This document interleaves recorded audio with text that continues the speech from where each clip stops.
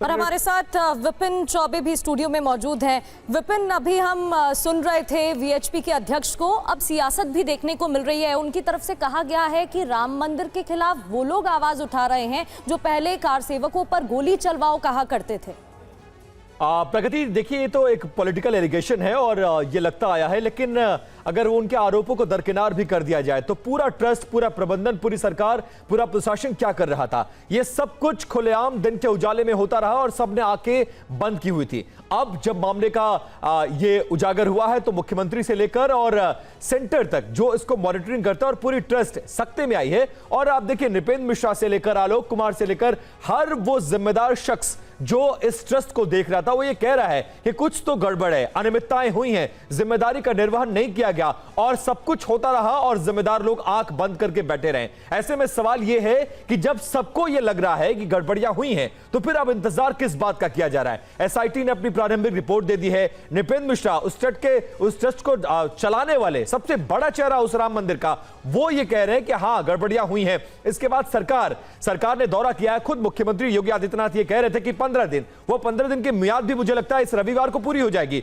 तो अब क्या होगा, इनको हटाकर क्या एक ऐसा सिस्टम बनाया जाएगा जिससे यह इंश्योर किया जा सके कि भविष्य में, क्योंकि काम करने वाले तो इंसान है और इंसान इस तरह की चीजों में भ्रष्टाचार कर सकता है, बट आपको मैकेनिज्म ऐसा बनाना पड़ेगा, खासकर वो ऐसे मंदिर जो देश के ऐसे प्रतिष्ठित मंदिर है जहां इसी तरह की व्यवस्था है, उस मॉडल को अपनाना होगा और एक ऐसा सिस्टम बनाना पड़ेगा कि अगर कोई चाहे भी घपला, घोटाला, भ्रष्टाचार करना तो ना कर सके, उसको बनाने की जरूरत है। और ट्रस्ट इसमें बड़ा बाधक है क्योंकि ट्रस्ट नहीं चाहता है कि उसके अधिकारों में हस्तक्षेप हो और इससे थोड़ा सा बड़ा दिल दिखाना पड़ेगा ट्रस्ट को चाहिए स्मूथ सिस्टम चले, उसके लिए हमारे अधिकार थोड़े कम होते हैं तो हो जाए। क्योंकि नृपेंद्र मिश्रा का बयान आपको याद होगा, उन्होंने कहा था कि तिरुपति बालाजी में जैसे मिंट व्यवस्था है, हम चाहते थे कि यहां पर है वो लोग आए भी, लेकिन ट्रस्ट ने उसकी अनुमति नहीं दी। क्यों नहीं दी? क्योंकि ट्रस्ट के लोगों को, अपने कारिंदों को वहां पर बैठाना था और उसका अंजाम पूरे देश ने देखा है। और सनातनी जितने लोग हैं इस देश के, वो सकते में है कि हम अपने गाड़ी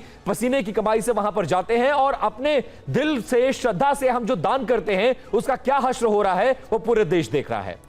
बिल्कुल सही बात है विपिन, और यही अपने आप में सबसे बड़ा सवाल है। और ये गड़बड़ियां, ये घोटाले, ये चोरियां आखिर कब से हो रही थी, ये भी अपने आप में एक प्रश्न है। और जो पैसे गायब कर दिए गए, जो सोना चांदी गायब हो गया, वो वापस कैसे लाया जाएगा, ये भी एक बहुत बड़ा प्रश्न है। अब हम आपको दिखाते हैं कि आखिर राम मंदिर के चढ़ावे से क्या क्या गायब होने का दावा किया जा रहा है। सबसे पहले तो बात चढ़ावे में चढ़ने वाले कैश की हो रही है। इसी तरह सोना चांदी भी गायब होने का दावा किया जा रहा है। और नृपेंद्र मिश्रा को आपने सुना होगा, उन्होंने कहा है कि कई लोग ऐसे थे जो कि दान पात्र में अपने जो गहने थे वो डाल देते थे, अंगूठियां डाल देते थे, चेन डाल देते थे सोने की।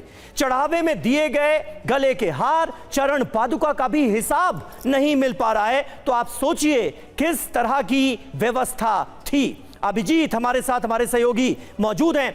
अभिजीत, सवाल तो यही है कि जो पैसे चोरी हो गए दान के, जो सोना चांदी गायब कर दिया गया, अब उसका हिसाब कैसे होगा और कैसे यह पता लगाया जाएगा कि वो पैसे, वो हीरे जवाहरात, वो शिलाएं आखिर कहां गईं? क्योंकि कल ही परसों में बात कर रहा था, सिंधी समाज के जो रिप्रेजेंटेटिव हैं, उन्होंने तो कहा कि जनवरी 2021 में उन्होंने 200 किलो चांदी की ईंटें दी थी, जिसकी अभी तक उन्हें रसीद नहीं दी गई है। ऐसे तो ना जाने कितना सोना चांदी होगा, कितना कैश होगा, जिसका कुछ अता पता ही नहीं है। तो वो वापस कैसे लाया जाएगा?